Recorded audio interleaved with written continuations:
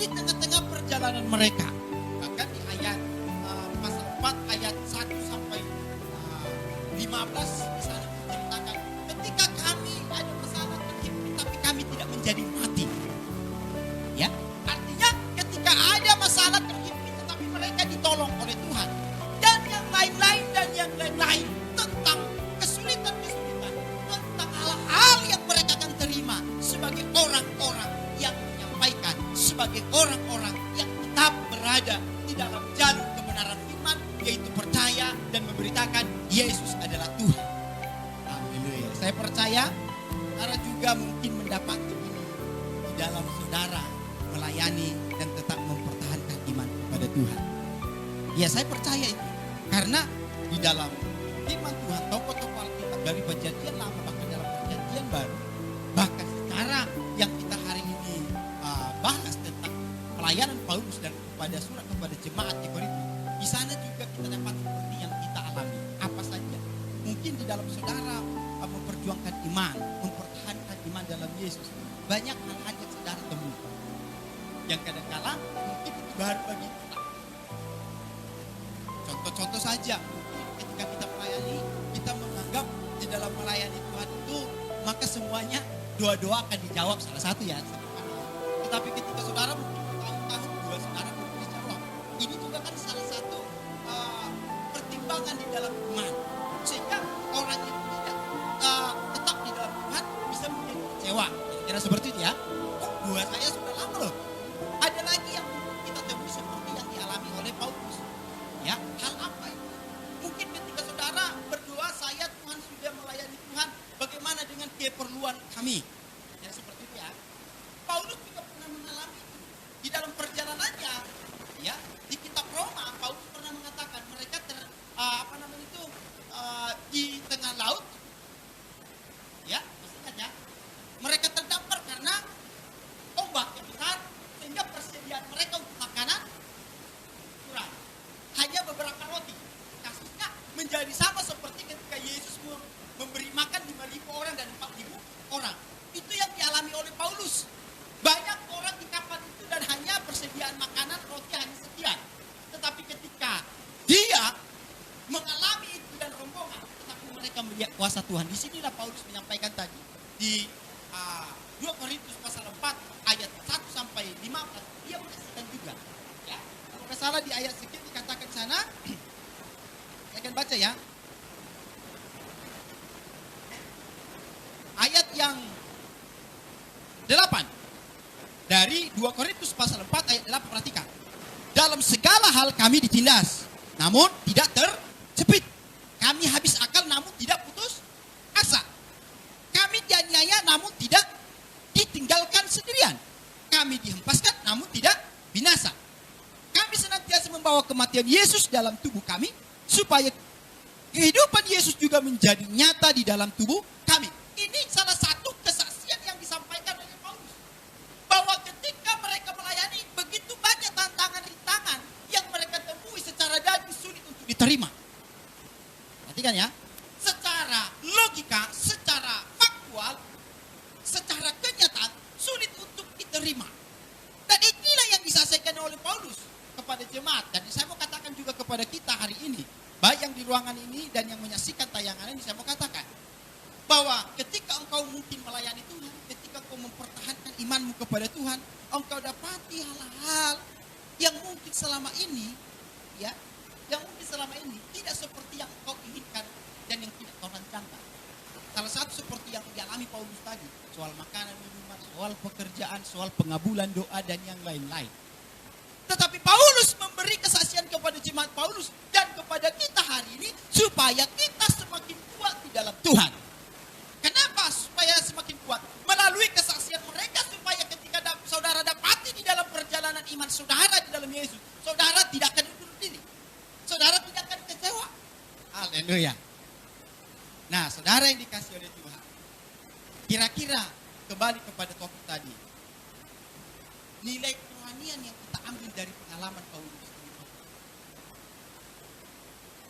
Nilai kerohanian yang mau kita kutip dari pengalaman yang dituliskan oleh Paulus ini melalui kesaksian hidup mereka melayani Tuhan. Apa kira-kira di pagi hari ini? buat saudara dan buat saya. Yang pertama, perhatikan. Yang pertama, nilai kerohanian yang kita ambil dari perjalanan Paulus dalam melayani dan bentuk kesaksian kepada jemaat Korintus. Yang pertama adalah bahwa kepuasan duniawi bukan yang utama. Catat itu ya. Kepuasan duniawi bukan yang utama.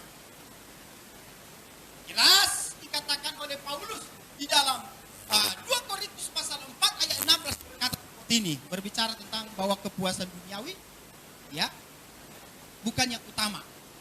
Saya akan baca di dalam 2 Korintus pasal 4 ayat 16. Paulus katakan begini melalui suratnya. Sebab itu kami tidak tawar hati. Tetapi meskipun manusia lahiriah kami semakin merosot, namun manusia batiniah kami diperbarui dari hari ke sehari. Artinya begini, melalui yang disampaikan oleh Paulus ini, nilai rohani yang kita kutip dari perjalanan mereka dalam melayani Tuhan, bahwa kepuasan duniawi bukan yang utama. Kenapa saya sampaikan ini kepada saudara? Supaya saudara yakin, supaya saudara tahu memilih yang terbaik. Di dalam melayani Tuhan memang perlu uang. Memang perlu pekerjaan. Memang perlu soal kebutuhan-kebutuhan secara lahir. Tetapi Paulus katakan seperti ini tadi, bahwa tidak tawar hati, tetapi meskipun manusia lahirnya kami, artinya Paulus katakan seperti ini. Di dalam kebutuhan-kebutuhan tadi ya, Paulus katakan dalam kami melayani, memang banyak hal yang kami temui. Apa itu kesulitan-kesulitan, soal kebutuhan makanan, keuangan kami, kadang-kadang terhimpit dan yang lain. Tetapi kami tidak akan tawar hati. Nah itu maksudnya Paulus. Kami tidak akan tawar hati soal itu. Kenapa? Karena kami yakin soal kebutuhan lahiriah ini itu bentuknya hanya sementara. Makanya kepuasan duniawi ini itu bukan yang utama. Kenapa Paulus katakan seperti itu? Karena semegah apapun yang kau miliki, hartamu sebanyak apapun, dan secantik apapun engkau, seganteng apapun engkau, itu sifatnya sementara. Supaya kau sadar, ini bukan yang utama. Kepuasan duniawi yang memang dicari-cari, yang dikejar-kejar orang-orang untuk memuaskan hasrat dagingnya, ya keinginan secara lahiriah, itu bukan utama. Perlu memang, tapi bukan utama. Karena apa? Paulus katakan kami tidak tawar hati loh, kalaupun kami tidak dapat itu semua dalam pelayanan kami. Kenapa? Karena kami tahu itu bukan yang utama. Kenapa? Alasannya karena itu sifatnya sementara. Makanya Paulus katakan seperti ini, kami tidak tawar hati, tetapi meskipun manusia lahiriah kami, saya akan jelaskan. Yang dimaksud Paulus manusia lahiriah yang berbentuk sementara. Manusia lahiriah menunjuk kepada tubuh yang akan merosot dari hari ke hari karena dimakan usia. Perhatikan ya. Perhatikan, manusia lahiriah ini menunjuk kepada tubuh yang akan merosot karena dimakan usia dari hari ke hari, bahkan akan mengalami kematian. Artinya tidak akan kekal. Secantik apapun, seganteng apapun, itu ada waktunya, itu akan dimakan oleh usia. Sekaya apapun orang-orang, itu ada masanya. Artinya membuktikan bahwa itu sementara, artinya tidak menjadi utama, karena tidak bisa dibawa ke surga. Haleluya. Sampai-sampai ada orang selalu berbicara tentang hal ini. Sekaya apapun orang, miskin atau kaya sama-sama 1x2 kalau mati. Ya tak? Sekaya apapun atau miskin manusia kalau mati sama-sama masuk ke dalam tanah. Ya kan? Haleluya. Tidak bisa dibawa kepada kehidupan yang akan selanjutnya. Makanya selama di dunia Paulus katakan supaya engkau dan saya mengerti ini dalam mempertahankan iman. Bahwa ketika engkau dapati dalam melayani Tuhan, ketika engkau dapati dalam perjalanan hidup mempertahankan imanmu kepada Tuhan, hal-hal yang dialami oleh Paulus, maka engkau jangan tawar hati. Amin.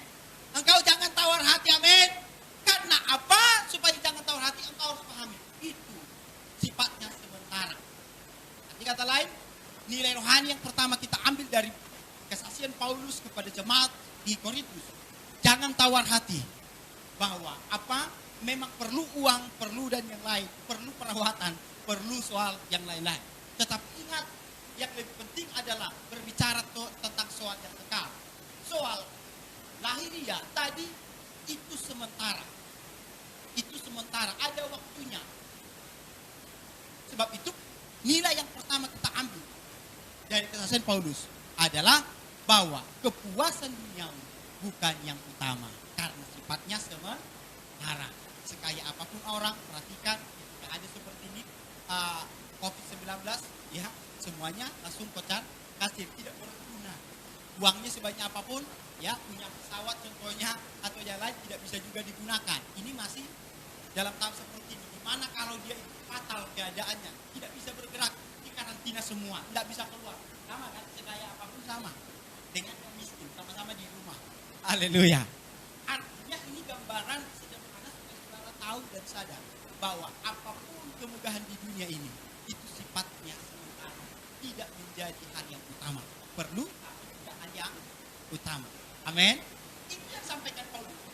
Terus nilai rohani yang kedua dari pelayanan Paulus yang disaksikannya, selain bahwa jangan tawar hati bahwa yang pertama tadi tentang hal duniawi, kepuasan duniawi bukan utama. Yang kedua yang kita ambil nilai kerohaniannya apa? Dari kesaksian Paulus yang kedua, mengupayakan untuk pertumbuhan kerohanian. Ini dia. Jadi di tengah-tengah apapun yang engkau alami dalam melayani Tuhan, engkau harus berusaha, engkau harus mengupayakan untuk pertumbuhan kerohanian kita. Untuk apa kita mengupayakan untuk pertumbuhan kerohanian kita? Ayat pasal 4 ayat 16 katakan seperti, namun manusia batinia kami diperbaharui dari hari ke sehari. Apa yang dimaksud Paulus? Paulus maksud seperti ini, bahwa mengupayakan untuk pertumbuhan kerohanian ini perlu. Kenapa perlu? Karena kita harus tahu adanya secara lahiriah, maka ada juga di dalam diri kita secara batiniah. Apa batiniah ini? Saya akan jelaskan. Batiniah menunjuk kepada, batiniah ini menunjuk kepada roh manusia yang dihidupi oleh roh Allah. Batiniah yang dimaksud di sini, ya, secara kamus besar dan definisi yang jelas tentang batiniah adalah menunjuk kepada roh manusia yang dihidupi oleh roh Allah. Perhatikan. Roh manusia yang dihidupi oleh roh Allah. Makanya dikatakan di sini untuk memperbaharui dari hari ke hari. Karena apa? Karena lahiriah bisa merosot dan akan mengalami kematian, tetapi secara batiniah akan selalu ada perkembangan, akan selalu ada pertumbuhan sampai selanjutnya. Walaupun secara lahiriah tubuh akan merosot dimakan usia dan akan bisa mengalami kematian, tetapi batinnya kita walaupun usia semakin lanjut itu akan semakin berkembang. Haleluya. Caranya bagaimana? Kata Paulus. Bagaimana caranya supaya batinnya kita ini atau kerohanian kita supaya bertumbuh? Bagaimana cara mengupayakannya? Caranya adalah tetap memiliki hubungan yang intim dengan Tuhan. Haleluya. Tetap memiliki hubungan yang dekat dengan Tuhan. Apa-apa saja caranya supaya saudara memiliki hubungan dekat? Ya pastinya melalui persekutuanmu dengan Tuhan. Amin. Pastinya melalui pelayananmu kepada Tuhan. Ini cara-cara untuk mengupayakan pertumbuhan kerohanian kita. Ini upaya dari hari ke hari, dari waktu ke waktu, dari minggu ke minggu, bulan ke bulan, tahun ke tahun, untuk mengupayakan pertumbuhan kerohanian kita.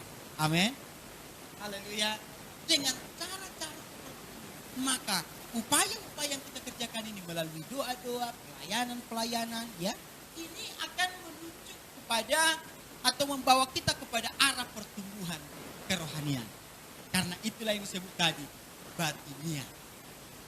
Walaupun secara lahiriah yang ditutup, batiniah ditutup oleh secara lahiriah, secara lahiriah bisa makin merosot dan mengalami kematian, tetapi batinnya, roh manusia yang dihidupi oleh roh Allah di dalam diri kita, itu akan selalu berkembang dari hari ke hari, apalagi kita melakukan upaya-upaya tadi, yaitu persekutuan, doa, dan pelayanan. Maka itulah caranya supaya saudara dan saya tetap bertumbuh dalam Tuhan. Amin. Haleluya. Yang ketiga, nilai kerohanian apa yang kita ambil dari kesaksian Paulus yang ketiga? Yang ketiga adalah nilai kerohanian yang kita kutip dari pengalaman mereka dan kesaksian mereka, bahwa di dalam melayani Tuhan, di dalam beriman kepada Tuhan, harus berani bayar harga untuk hidup yang kekal. Haleluya. Di dalam kita beriman kepada Tuhan, maka melalui pengalaman Paulus ini, nilai kerohanian yang kita kutip adalah bahwa orang yang beriman harus berani bayar harga untuk hidup yang kekal. Sekali lagi, harus berani bayar harga untuk kehidupan yang kekal. Kita lihat di ayatnya. Dalam 2 Korintus pasal 4 ayat 17 berbicara hidup kekal seperti ini. Sebab penderitaan ringan yang sekarang ini mengerjakan bagi kami kemuliaan yang kekal, melebihi segala-galanya, jauh lebih besar daripada penderitaan kami. Ini yang dimaksud Paulus, dan ini yang kita kutip tentang nilai kerohanian dalam pelayanan mereka, bahwa untuk kehidupan yang kekal kita harus berani bayar harga. Dengan cara apa kita menunjukkan berani bayar harga? Yaitu yang disaksikan Paulus, penderitaan-penderitaan yang ditemui dalam melayani Tuhan, itu harus kita bayar, kita harus berani menanggungnya. Yesus saja untuk memberikan keselamatan bagi saudara dan saya, dia membayar harga. Amin. Apa saja yang dilakukan Yesus untuk membayar harga? Dia melepaskan haknya sebagai Allah. Dalam konteks hari itu, tahtanya ditinggalkannya untuk lahir menjadi manusia seperti saudara dan saya. Amin. Menjadi orang terhina, bahkan dipukul, dihina, dibunuh, dan mati. Haleluya. Ini menunjukkan harga yang dikerjakan oleh Yesus untuk menebus saudara dan saya. Nah, kita juga untuk menerima keselamatan itu, untuk menerima hidup yang kekal, selain saudara percaya Yesus adalah Tuhan, maka saudara harus berani bayar harga. Jangan cuma yang enak-enak aja saudara terima. Haleluya. Saudara masih ingat? Seorang tokoh Alkitab juga pernah katakan ini, kalau kamu ingin tetap di dalam Tuhan dan menerima hidup yang kekal, maka Alkitab pernah catatkan melalui tokoh Alkitab bahwa jangan cuma yang enak-enak aja kamu terima. Begitu banyak orang begitu ya. Kita coba dulu, saya buka. Kan banyak orang begitu. Kalau diberkati berkata haleluya. Ya kan? Gitu? Kalau diberkati, oh Allah dahsyat. Kalau diberkati, dia berkata, oh puji Tuhan Allah luar biasa. Tapi ketika tidak diberkati, mulai benyem. Mulai sudah diam 1000 bahasa. Ya? Orang ngomong kadang-kala tidak lagi didengar karena apa? Mulai sudah hilang pengharapan dalam pikirannya, mungkin aduh, juga dalam melayani Tuhan. Mulai linglung. Iya, artinya adalah banyak yang ditemui ya di kalangan anak-anak Tuhan yang hidup percaya kepada Yesus, tidak mengerti ini. Maka Paulus menyampaikan kesaksian ini kepada jemaat di Korintus supaya mereka mengerti. Ketika mereka memperjuangkan iman mereka, mereka temui seperti ini, mereka tidak akan kecewa. Karena apa? Jangan hanya kalau ingin menerima hidup yang kekal, Paulus katakan, jangan hanya yang enak-enak aja kau syukuri, tapi engkau harus berani menerima harga. Engkau harus berani membayar harga sebagai orang-orang yang akan menerima hidup yang kekal. Amin. Sebagaimana Yesus membayar harga untuk memberi saudara dan saya hidup yang kekal, maka saudara juga harus membayar harga ketika menerima hidup yang kekal. Apa saja terjadi ketika ada kesulitan, jangan engkau langsung merasa Tuhan tidak ada. Jangan hanya yang enak-enak aja engkau syukuri. Jangan ketika engkau sakit tiba-tiba langsung tidak ada lagi rasa syukur di mulut kita. Jangan ketika soal pekerjaan saudara tidak seperti yang saudara tuliskan, tidak seperti yang saudara rencanakan, saudara tidak ada lagi rasa syukur di mulut saudara. Bertobat, itu tidak orang-orang yang dalam Tuhan. Haleluya. Haleluya. Orang yang di dalam Tuhan melalui kisah Paulus. Paulus katakan seperti ini. Orang yang akan menerima hidup kekal harus berani bayar harga. Jangan caranya maksudnya, jangan hanya menerima dan mengucap syukur hanya yang enak-enak saja, tapi engkau harus juga menerima yang tidak engkau pikirkan atau yang tidak engkau inginkan. Dalam konteks melayani itu, Tuhan. Dalam kalau kita saya akan kembali tadi, ada katakan seperti itu. Saudara masih ingat? Dia kaya, dia ternama. Tetapi ketika si setan mulai menguji dia, dia sampai meminta izin dengan Allah supaya diuji keimanannya. Saudara masih ingat siapa? Ayub. Kurang apa lagi penderitaan yang dialami Ayub. Ini menjadi satu contoh bagi kita. Ini menjadi satu contoh bagi kita dalam melayani Tuhan. Bahwa untuk menerima hidup yang kekal sebagai orang percaya Yesus adalah Tuhan. Saudara dan saya harus berani menerima harga, membayar harga. Dengan cara apa? Ketika engkau temui dalam pelayananmu, ketika engkau temui dalam perjalanan hidupmu melayani Tuhan, hal-hal yang mungkin tidak seperti yang engkau inginkan, engkau harus mampu mengucap syukur. Haleluya. Itu disampaikan oleh Ayub kepada istrinya ketika istrinya berkata seperti ini. Ketika sudah mulai parah keadaan daripada Ayub dan keluarganya, anak-anaknya mati, setiap harta-hartanya mulai habis ludes, maka sakit penyakit menggerogoti. Ayub batu kepalanya dikatakan di sana memiliki seperti penyakit. Iya. Sehingga teman-temannya pun sudah mulai menjauhi dia, sampai-sampai istrinya pun sudah mulai ingin menjauhi dia. Apa yang disampaikan oleh istrinya kepada Ayub ketika penderitaan itu? Di dalam iman kepada Tuhan, dia tetap setia walaupun dalam penderitaan. Maka istrinya yang tidak mengerti, dia berkata, apakah engkau masih memuji, masih memuliakan Allahmu? Bahkan dia mengeluarkan kata-kata, kutuki saja Allahmu. Tapi apa kata Ayub yang mengerti tentang kehidupan yang kekal, yang mengerti tentang bayar harga untuk menerima pertolongan dari Tuhan? Dia katakan, engkau seperti perempuan gila saja, kata Ayub. Perhatikan, saudara boleh membacanya nanti dalam kitab Ayub. Dia berkata kepada istri, engkau seperti perempuan gila saja. Yang enak-enak engkau terima. Tapi yang tiba-tiba yang tidak enak langsung kamu memutuki Allah. Kira-kira seperti itu bahasa kami hari-hari. Artinya, inilah yang dimaksud oleh Paulus. Nilai rohani yang kita ambil dari kesaksian Paulus kepada jemaat di dalam melayani Tuhan, bahwa untuk menerima hidup yang kekal, saudara dan saya sebagai orang yang percaya ya Yesus sebagai Tuhan, saudara harus berani bayar harga.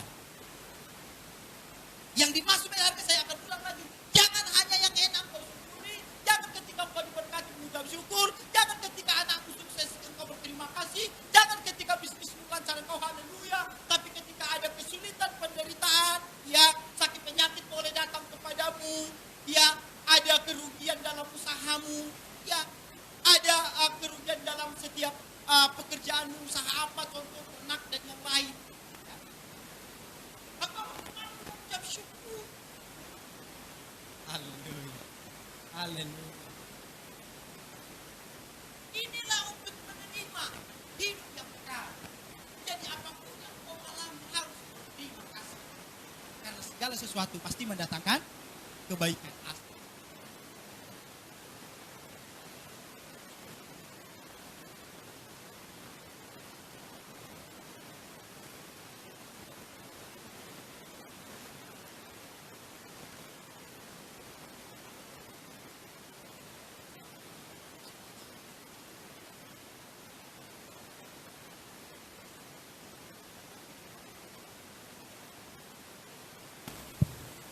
Artinya, orang ketika berusaha, keinginannya adalah untuk mendapat untung. Tetapi ada begitu banyak anak-anak Tuhan juga hidup dalam bisnis. Ya. Tapi ketika dia melakukan usahanya, mungkin tidak selamanya untung. Kan kira-kira begitu ya. Tidak selamanya seperti yang kita inginkan mendapatkan hasil untung yang besar. Ada kalanya kadang-kala bisa rugi. Nah, sebagai anak Tuhan harus menerima ini dan mengucap syukur. Itulah membayar harga. Atau ketika saudara melayani Tuhan, saudara mendapat seperti yang dialami oleh Paulus. Mungkin karena di negara kita sekarang adalah negara hukum, tidak mungkin seperti yang dialami oleh Paulus zaman dulu ya.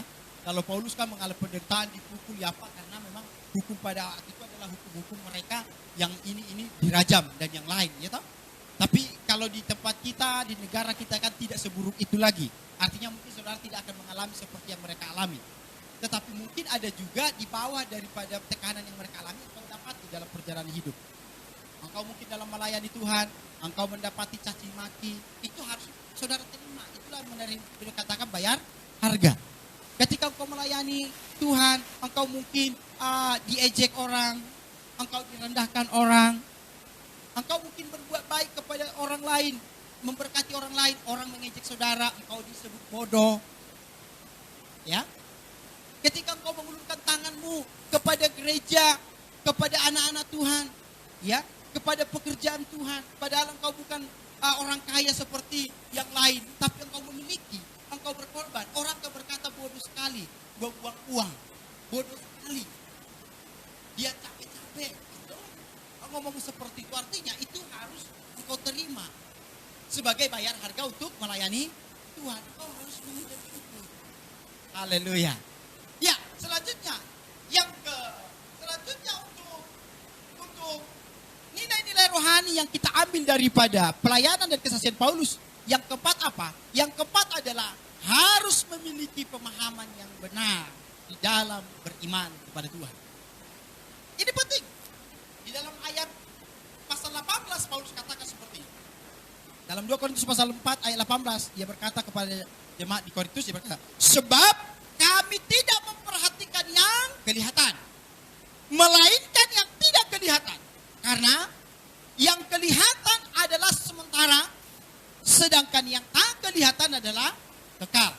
Ini salah satu gambaran yang disampaikan oleh Paulus tadi di ayat yang 16. Berbicara tentang lahiriah dan batiniah. Ya toh? Lahiriah berbicara yang bisa dilihat mata, yaitu bios, tubuh, yang mengalami kemerosotan tubuh dan mengalami kematian. Tetapi batiniah, ya, roh manusia yang dihidupi oleh roh Allah dalam diri kita tidak bisa dilihat orang. Ya toh? Tidak bisa dilihat. Hanya bisa dirasakan dan dialami. Itu juga yang disampaikan oleh Paulus di ayat 18. Berbicara tentang bahwa sebab kami tidak memperhatikan yang tidak kelihatan. Melainkan yang kelihatan melainkan yang tidak kelihatan. Karena yang kelihatan bahasa mereka itu sementara. Dan yang tidak kelihatan ini adalah yang kekal. Apa yang dimaksud Paulus dalam tulisan ini kepada jemaat Korintus maksudnya seperti ini. Makanya saya katakan tadi nilai kerohanian yang keempat kita ambil dari kesaksian ini apa?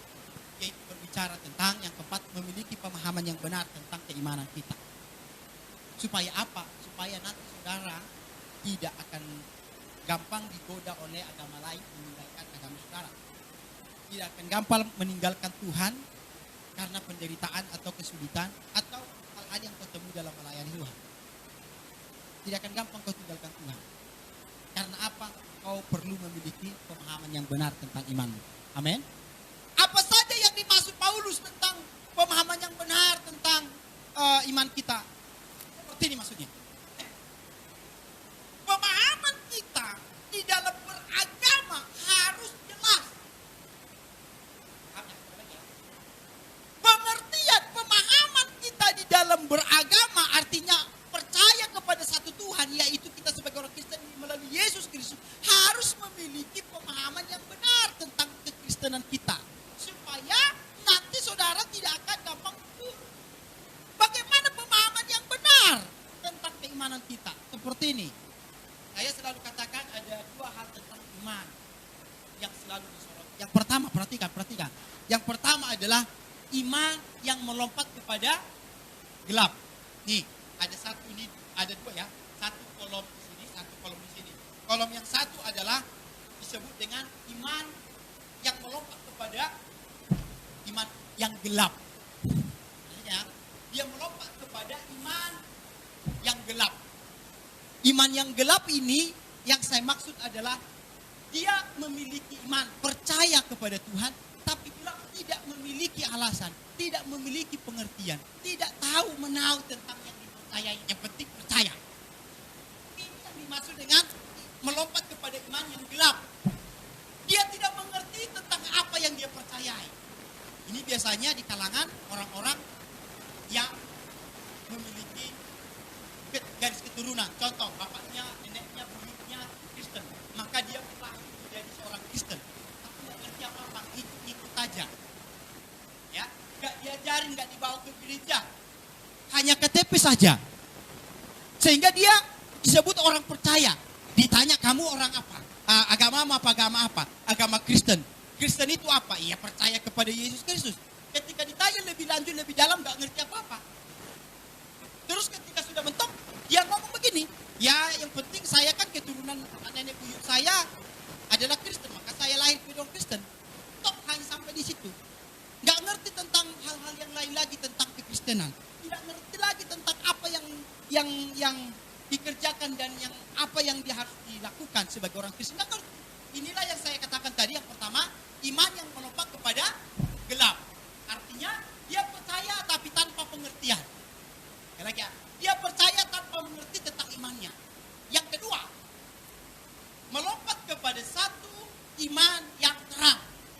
Ingat, iman yang gelap dan yang kedua iman yang terang. Iman yang terang ini adalah dia beriman karena dia tahu apa dasarnya dia percaya, apa dasarnya dia mengikuti Yesus sebagai Tuhan, dan dia tahu apa tujuannya yang akan dia dapat ketika percaya Yesus sebagai Tuhan. Ini yang disebut iman yang benar atau iman yang terang. Jadi yang saya maksud adalah Paulus tadi katakan melalui kesaksiannya, maka kita ambil, kita kutip nilai kerohanian yang disampaikan oleh Paulus. Bahwa apa yang diperhatikan oleh orang Paulus dalam melayani bukan yang kelihatan, bukan yang bisa dilihat mata, tapi yang tidak kelihatan. Itu yang kami kerjakan, kata Paulus. Maksudnya adalah kita perlu memahami tentang iman yang benar. Kita perlu memiliki pemahaman yang benar tentang kekristenan. Makanya supaya masuk kepada pemahaman yang benar harus tahu yang tadi. Satu, ada iman yang gelap. Dua, iman yang terang. Saudara harus digolongan iman yang terang. Supaya saudara ketika mendapati hal-hal yang mungkin sulit diterima secara logika dan daging, maka saudara tidak undur diri. Bagaimana caranya? Bagaimana ciri-ciri orang yang hidup di dalam iman yang terang? Yang ciri-ciri orang yang hidup dalam iman yang terang seperti ini. Dia paham. Contoh, perhatikan. Dia paham. Kamu menjadi orang Kristen karena apa? Dia akan jelaskan. Aku menjadi orang Kristen karena aku tahu aku berasal dari Dia. Perhatikan. Aku berasal dari Dia. Aku lahir dari dari buah kandungan. Aku dikenal oleh Allah. Dan Dia yang memberi saya kehidupan. Ini pemahaman yang benar. Pertama. Yang kedua, ketika sudah hidup, lahir, maka selama dia hidup, tugasnya dia harus menjadi pelayan Tuhan. Itu harus tahu sebagai orang Kristen. Dia harus menjadi seorang pelayan Tuhan. Bagaimana cara pelayan Tuhan? Yaitu memuliakan Tuhan melalui hidupnya. Menjadi saksi melalui kehidupannya. Menjadi berkat kepada orang-orang melalui kehidupannya. Karena itulah yang disebut anak Tuhan. Itu selama hidup. Sesudah itu selama hidup untuk nanti selanjutnya. Aku percaya kalau aku mati pasti masuk surga. Melalui apa? Mengerjakan yang Tuhan mau dan percaya Yesus sebagai Tuhan.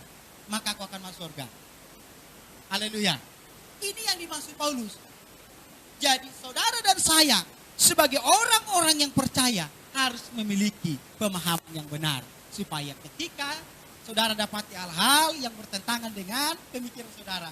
Di dalam Yesus Kristus, di dalam melayani Tuhan, engkau tidak undur diri, engkau tidak menghina Tuhan, engkau tidak mengutuki Tuhan. Seperti yang dialami oleh istri Ayub. Tetapi sebagai orang yang memiliki iman yang percaya dalam terang, seperti Ayub, dia tidak menghina Tuhan karena dia memiliki pemahaman yang benar tentang keimanannya kepada Tuhan. Haleluya. Haleluya. Jadi saudara kasih dalam nama Tuhan, saya mau sampaikan kepada saudara sebagai kesimpulannya, saya akan rangkum seperti ini. Dengarkan, selalu saya akan rangkum. Jadi melalui tulisan surat yang disampaikan oleh Paulus dan Timoteus kepada jemaat di Korintus, tujuannya dia menyaksikan kehidupan mereka dalam melayani Tuhan, penderitaan-penderitaan dan berkat yang mereka temui dalam pelayanan, mereka saksikan kepada jemaat di Korintus. Tujuannya supaya mereka nanti ketika melayani, mereka temui seperti yang dialami oleh Paulus, mereka tidak kecewa. Maka nilai kerohanian melalui kesaksian Paulus yang kita harus kutip dan pelajari hari ini. Yang pertama ada 4. Yang pertama adalah saudara sebagai anak-anak Tuhan. Ingat satu hal. Jangan tawar hati soal keperluanmu. Memang perlu, tapi jangan engkau menganggap bahwa tentang kepuasan duniawi yang utama, bukan. Tetapi ingat, kepuasan duniawi bukan yang utama walaupun perlu. Haleluya. Itu yang dimaksud Paulus. Yang kedua, apa? Bahwa mengupayakan tetap untuk pertumbuhan kerohanian kita. Kita harus tetap mengupayakan supaya bagaimana pertumbuhan kerohanian kita tetap berjalan. Yang ketiga, yang kita kutip nilai-nilai kerohanian dalam kesaksian Paulus. Yang ketiga, harus sebagai orang Kristen berani bayar harga. Jangan hanya yang enak kau mengucap syukur, yang tidak enak sekalipun kau harus mampu mengucap syukur. Yang keempat, dalam nilai kerohanian yang kita ambil melalui kesaksian Paulus, yang keempat adalah harus memiliki iman atau memiliki pemahaman yang benar tentang kekristenan. Engkau harus tahu, harus belajar di rumah. Engkau menjadi orang Kristen itu harus tahu kenapa engkau jadi Kristen. Kenapa engkau harus menjadi orang Kristen?